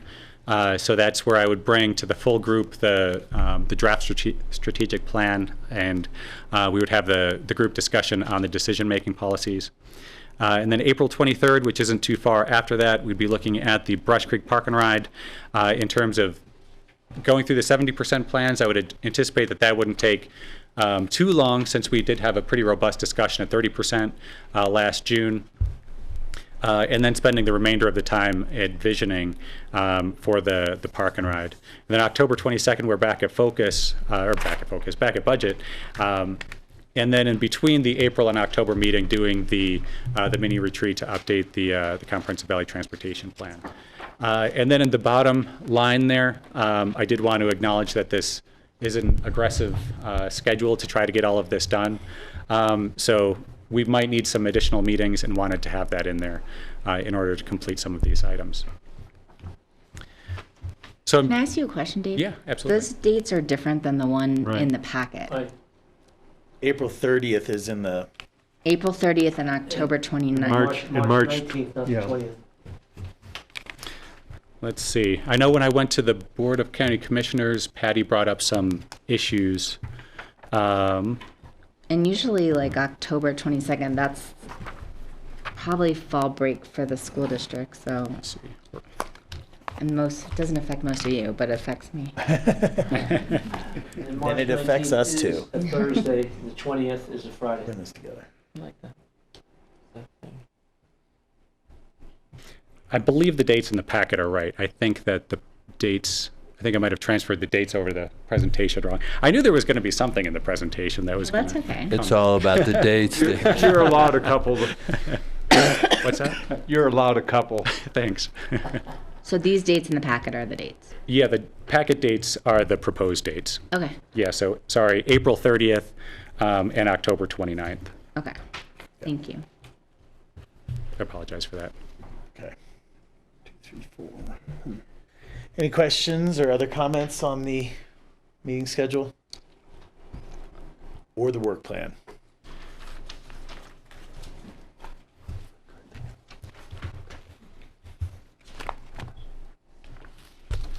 Does all make sense? Crystal clear. Crystal. Do you want that by motion for acceptance of the work plan? Yeah, just a verbal acceptance, I think, works for this one. Doesn't need to be as formal as the budget. I've got a motion. I got a second. All those in favor of accepting the work plan as put forth? Aye. Aye. Opposed? All right. They might do it a week before. All right. Well, the next item is an update from the town of Snowmass on the transit mall. Thank you, EOTC. I appreciate the time to walk through this with you. Microphone, please. Oh, are we green? Are we good? So green. Okay. Before we jump into the packet material, I just want to remind us all why we're doing this. And this is the current condition that you see. For those of you that don't get beyond the roundabout or haven't made it up to Snowmass in a while, this is what the situation is like at the Rafta Depot on a winter day. This is a March picture. You can see Rafta has a lot of challenges in the existing facility. It was built somewhere in the late 1969, early 70s. In this picture, they have a bus that's trying to do a pass around because he's got an obligation that he can't fit in behind the one bus that's there already. In this situation, 4 buses have loaded up into the Rafta Depot. They're trying to separate the regional services from the day skier services. This is one of the challenges that we're trying to address. As it says in the plan objectives criteria for the project. We're trying to give them 4 bays that are as independently functional as possible. So when we get to look at the plan, we'll take you through that. This is another problem that we're trying to address with this design. This is queuing space for people that are trying to ride the vehicles. What you see here is the line of the regional people trying to aboard Glenwood local bus. The people that you see queued up underneath the shelter, those are free skiers trying to return to Aspen.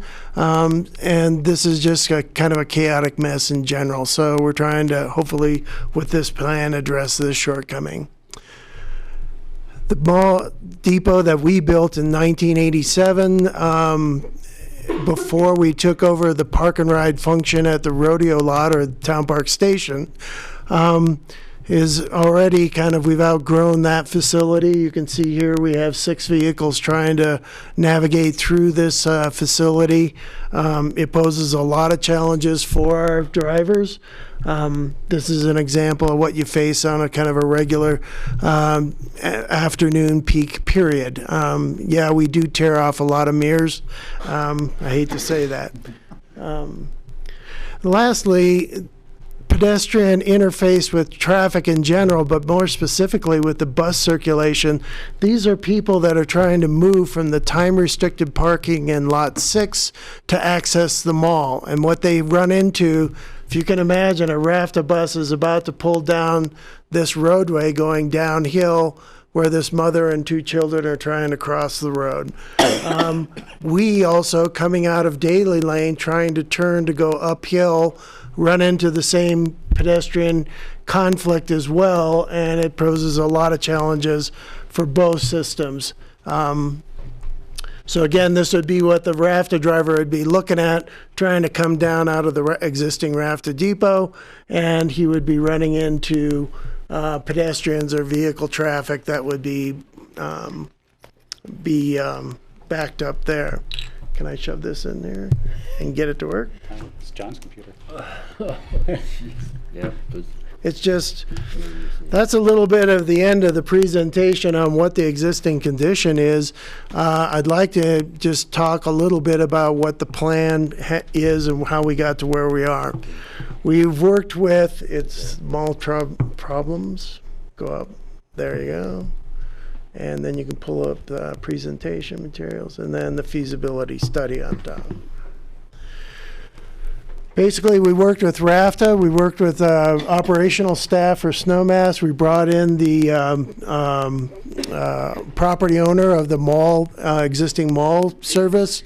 We worked with Public Works, had them involved as well because there's some road realignments that are part of this whole process. So the design has been kind of scoped with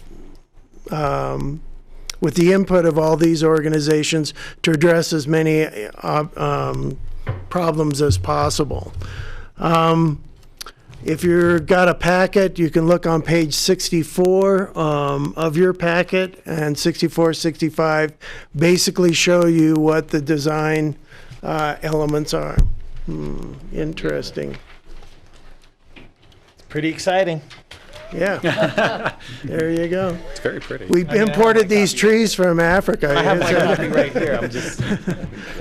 Have $500,000 in landscaping just to make it pretty. No. I'm looking at my packet here, and I see the pictures. When I first moved to the Valley, I moved to Snowmass Village, and so this is very exciting. Oh, okay. I'm being serious. This is very neat. You can come back and live in Snowmass. I love Snowmass. I do love Snowmass. Great place.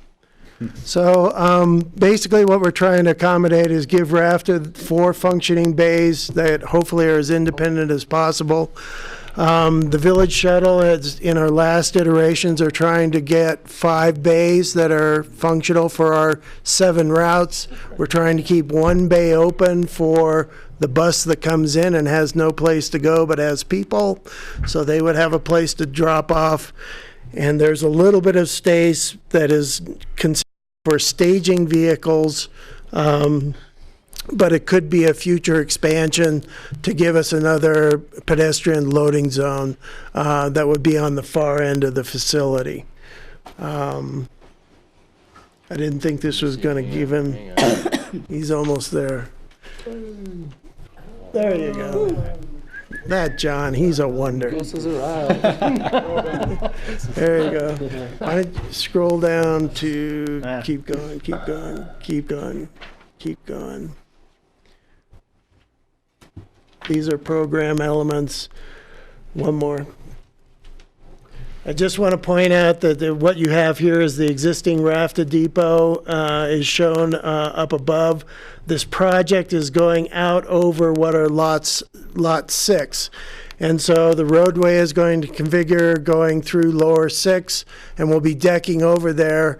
If you know Snowmass, we don't have enough parking. We drew our line in the sand of no more traffic increases due to parking. So we drew that line back with the first comp plan in 1993, and so we can't afford to lose any parking. So part of this project is to at least preserve what is there now.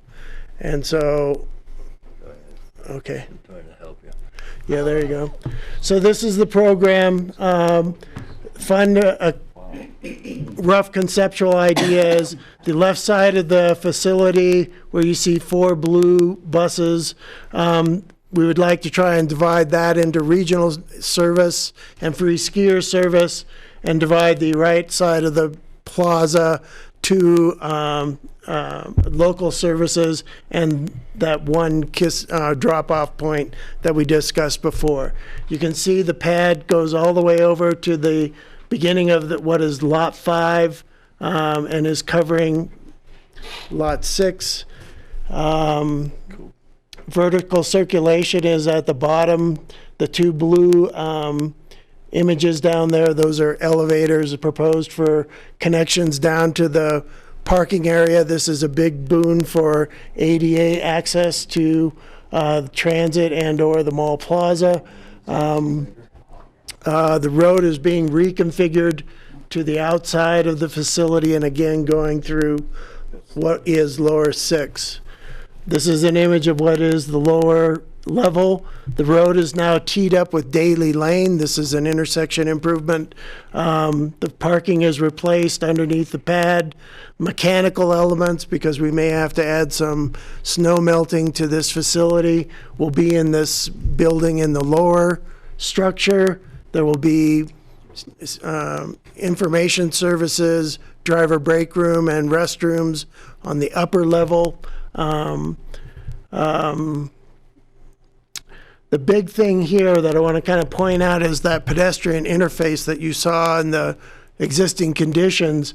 Because the parking lot is now, the time-restricted parking lot is now on the mall side of what is lower carriageway, those pedestrian conflicts are removed from Rafta's interface as well as the village shuttle interface. And so this is a big boon for a lot of general public safety and a lot more efficiency for Rafta to move through here. That's all I'll bore you with at this point, but I did want to point to this one image, which is on page 72 of your packet. This is a projected cost. We had the consultants work with a reputable firm that has done work in the Roaring Fork Valley. And this is a cost projection for the facility, and it's coming in at about $8.7 million. Don't hold me to it, because 10% increases per year, which is what we're seeing in the construction industry. This could get changed radically in 2 years. So, but it's a cost projection today. We feel pretty solid about it, where we are. And I'm happy to entertain any other questions you might have. Steve? Not questions, but just comments. Having a lot of experience driving there for you, Dave, I can see all the positives of this. Getting the pedestrians are going to be safe all around, getting to the buses getting from lot 6 over, they're not going to be conflicting with the buses. Having the village shuttle and the RAPTA buses in the same depot, there's so many positives to that. Right now, a lot of people will get on a RAPTA bus and they're just going to Town Park. They're going to the Commons. Right. So a lot of the ridership, people get on a RAPTA bus that's full of people going to Aspen, and they could just as easily get on a village shuttle bus that's going the same place. And that is a major. I see nothing but positive in the plan. I think you did an awesome job on coming up with this. Thank you. Thank you. Yeah, it is a big issue for it. Local trips taking up regional seats is a cost to RAFTA, and it's very difficult for them to back up, if you will, or add additional services. So the more that we can get local trips back on the local service, the better off it'll be for the regional services.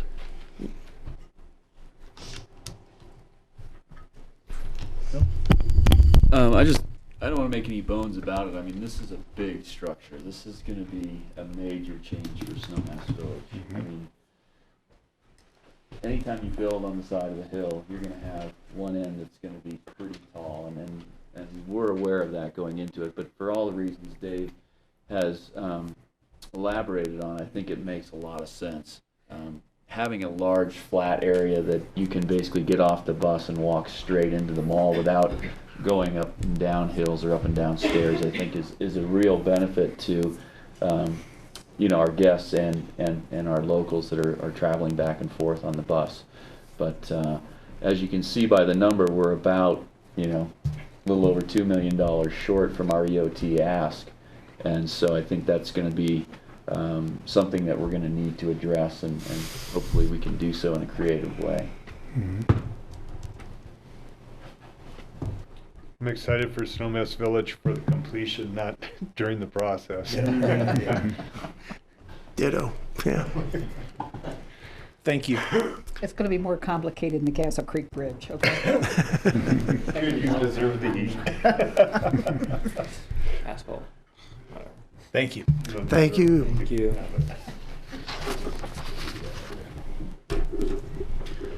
Is that this? I think that's everything. That's your agenda? Yeah. So, hey, since we're, I'm just going to open it up. Does anybody have any new business ideas, anything that they want to bring up? I'd like to congratulate Dave.